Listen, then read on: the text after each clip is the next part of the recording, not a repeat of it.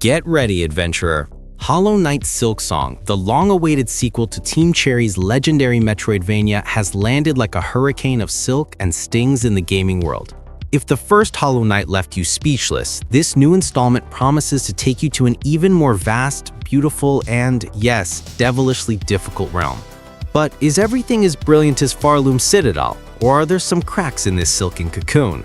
With a coffee in hand and a couple of sleepless nights exploring this game, I bring you an honest, funny, and detail-packed review of the brutal and the ugly in Silksong. Let's start with the brutal. From the moment you set foot in Pharloom, the new realm where Silksong is set, you realize Team Cherry wasn't messing around when it came to visual design. This game is a moving canvas, with biomes ranging from mossy caverns lit by fluorescent fungi to fiery forges and a citadel that shines like a beacon atop a haunted world. Each area is hand-drawn with a level of detail that makes you want to pause the game just to admire the scenery. Particle effects like rain splashing with a vibrato on the controller or petals falling in Moss Grotto are so immersive that you feel like you're inside a living painting. And don't get me started on the color palette. Unlike the melancholic grayish tone of Hollow Knight, Silksong explodes with vivid hues that give it a more vibrant, almost celebratory feel. Though, make no mistake, death lurks around every corner. Forget the silent knight from the first game. Here, Hornet, the protective princess of Hallownest, takes center stage with an agility that makes Mirror's Edge's parkour feel like a walk in the park. Her spire, her primary weapon, is not only elegant, but allows for such fluid combos that you feel like a spider ninja. That backflip, that crouching dash she does when you change direction, it's as if Hornet has a life of her own and you're just trying to keep up. Plus, Hornet talks, and she's not a mindless chatterbox. Her dialogue is poetic, with a touch of stoicism that adds depth without breaking the game's mysterious tone. It's as if Team Cherry said, let's make a protagonist who's badass, but also has charisma. And hey, they nailed it. If Hollow Knight was a diamond in the rough, Silksong is that same laser-cut diamond. The gameplay is a natural evolution. The platforming is tight, the combat is frenetic, and the exploration is so addictive, you'll find yourself saying, just one more zone at 3 a.m. Hornet has an arsenal of new moves, like a diagonal dash that replaces the vertical downward slash from the first game, forcing veterans to unlearn old habits. Silk healing is a brilliant change. You can heal 3 masks of damage in an instant, even while moving, but at the cost of your entire silk bar. This adds a strategic layer to combat, because when do you decide to heal if a boss is chasing you like you owe it money? The wish system, side quests, is another brilliant addition. Divided into categories like Gather, Wayfarer, Hunt, and Grand Hunt, these quests give you clear objectives without taking away the charm of getting lost on the map. And speaking of maps, the cartography system is still challenging, but it's now more accessible. You no longer spend hours wandering aimlessly because you forgot to buy a map in town. Team Cherry has balanced exploration with a dash of kindness, and it's appreciated. Silksong's music, composed by Christopher Larkin, is the kind that makes you close your eyes and nod along as if you were at a classical concert. Each biome has its own melody, from angelic strains that lull you in quiet zones to epic crescendos that make you grit your teeth during boss battles. Ambient sounds, like Hornet's footsteps changing across the surface, or the controllers shaking when a boss approaches, add a layer of immersion that few games achieve. It's as if the game is whispering to you, you are here, experience this, and you obediently do so. One of Silksong's greatest achievements is how it makes the optional feel essential. There are moments in the game that aren't part of the main story, but are so memorable that you wonder how anyone could skip them. For example, there's a prison where if you let yourself be caught by an enemy, you wake up in a cell and have to escape in a sequence that mixes stealth and action. Then there's the knife contest, a minigame as frustrating as it is hilarious, where a ladybug disqualifies you based on rules she swears she explained to you. Spoiler, she didn't. And don't even get me started on the assault on Bone Valley, an event that turns a rest stop into a death trap. These details make the world of Pharloom feel alive, as if every corner has a story to tell. Now for the ugly. Let's address the elephant in the room.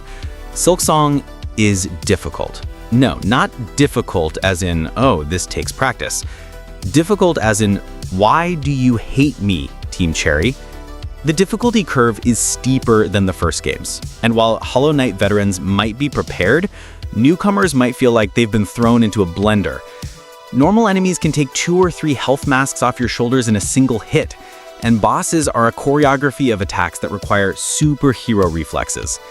Losing 400 rosaries, the in-game currency, because a ball-spitting bug caught you off guard, isn't fun. It's a stab in the soul.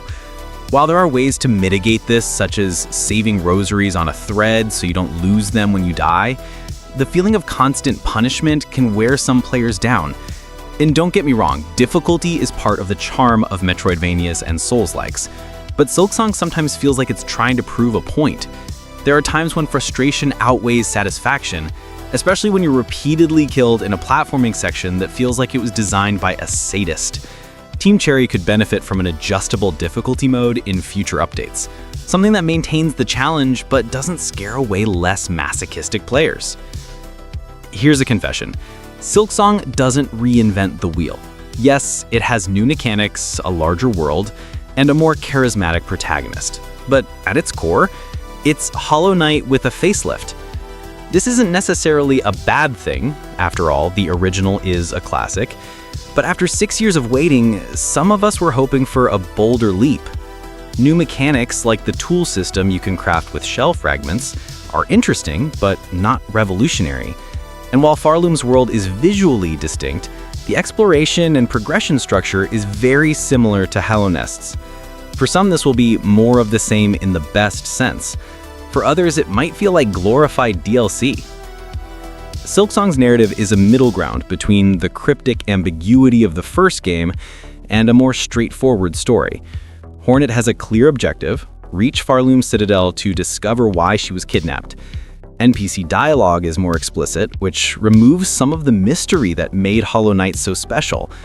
But at the same time, the environmental narrative remains key, with details in the environment that invite you to theorize. This creates a problem. Players who loved deciphering the lore might find the story too straightforward, while those who wanted something more straightforward might still feel lost. It's as if Team Cherry wanted to please everyone and in the process didn't quite satisfy anyone. After spending over 30 hours exploring Pharloom, fighting bosses that made me question my gaming skills, and losing myself in a world that is as beautiful as it is cruel, I can say that Hollow Knight Silksong is a worthy sequel. It's a love letter to fans of the original, with visual and audio design that borders on perfection, a show-stealing protagonist, and gameplay that keeps you glued to the controller. Optional moments, like the prison or the knife fight, are proof that Team Cherry knows how to create a vibrant and surprising world. But it's not all a fairy tale. The difficulty may be a barrier for some, and the feeling that it's more Hollow Knight could disappoint those hoping for a revolution. The narrative, while solid, doesn't strike the perfect balance between mystery and clarity, and the technical issues at launch, though minor, are a small sting in the bud. So, is Silksong the best indie game ever? For me, it's a strong contender, but it doesn't dethrone its predecessor. It's like comparing chocolate cake to chocolate cake with extra fudge. Both are delicious, but the former was already damn near perfect. If you loved Hollow Knight, Silksong will make you sigh with happiness. If you're new to the genre, prepare to sweat, curse, and ultimately fall in love with this haunted realm. A game that shines brightly, but sometimes gets tangled in its own silk.